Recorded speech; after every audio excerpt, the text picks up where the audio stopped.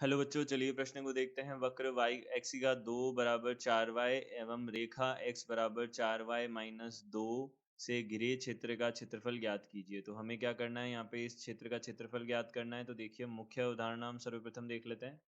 तो मुख्य अवधारणा के अनुसार यहाँ देखिए, यहाँ से सबसे पहले हमारे पास में y बराबर एफ एक्स तथा y बराबर जी एक्स दो फलनों के मध्य क्षेत्रफल किस प्रकार से ज्ञात किया जाता है, यह देख लेते हैं। तो देखिए, यहाँ यह फलन मान लीजिए, हमने प्रथम फलन है हमारे पास y बराबर एफ एक्स, और यह वाला फलन हमारे पास में y बराबर जी एक्स द्वितीय फलन है। अब यहाँ से यह एक्स एक्स है, तो यह बिंदु जो है यह एक्स एक, और यह बिंदु जो है यह किसको, माफ़ कीजिए, यह किसको प्रदर्शित करता है, वाई एक्स दो को प्रदर्शित करता है। तो इन दोनों के मध्य का क्षेत्रफल यह होगा। तो यह कैसे ज्ञात किया जाता है, देखिए इसका सूत्र क्या होता है, समाकलन x से 1 से x2। अब हमको ये बिंदु जो कटान बिंदु है, ये हमको प्रतिच्छेदी बिंदु है, ये हमको खुद से क्या ज्ञात करने होते हैं। और जो ऊपर वाला फलन होता है उसको पहले लिया जाता है और नीचे वाले फलन को बाद में लिया जाता है। और यहाँ पे कितना हो जाता है, dx हो जाता है। यह हमारे पास में क्षेत्रफल बनता है इन दोनों के मध्य का।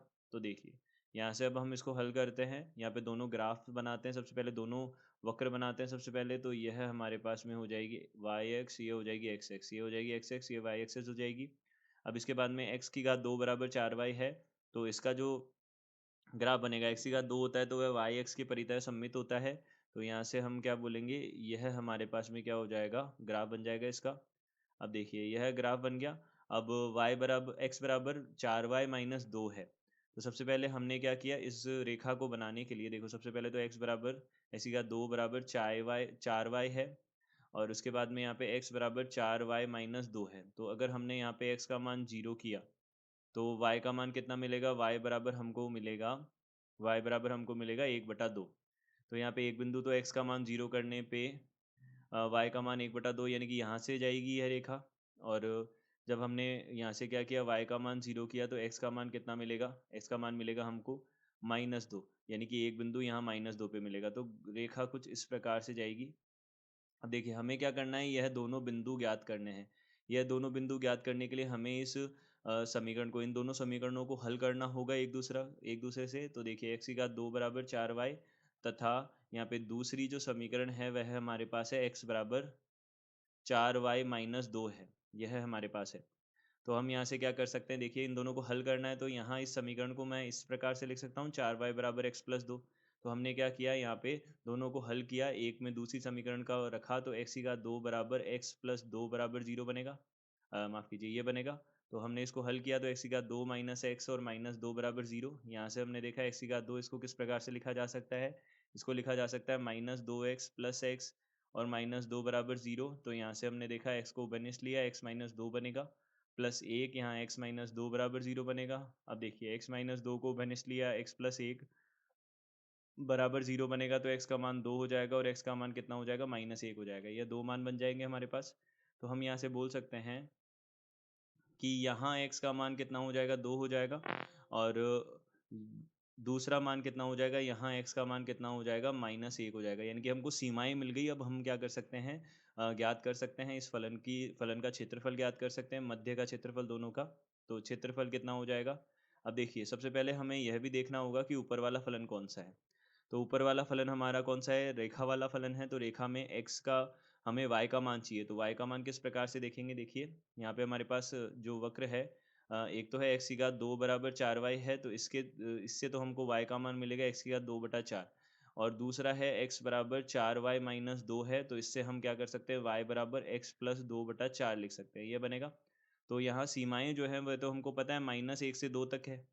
तो यहाँ -1 से 2 तक सीमाएँ हैं, और जो पहला जो हमारा ऊपरी फलन है, ऊपरी फलन जो है वह क्या है, रेखा है। तो रेखा के अनुसार यहाँ पे x प्लस 2/4 आएगा, और माइनस निचला जो फलन है वह हमारे पास, नीचे वाला फलन जो है वह कौन सा है, x की घात 2/4 हो जाएगा, और यहाँ से dx हो जाएगा। अब इसको हमको हल करना है इस समाकलन को।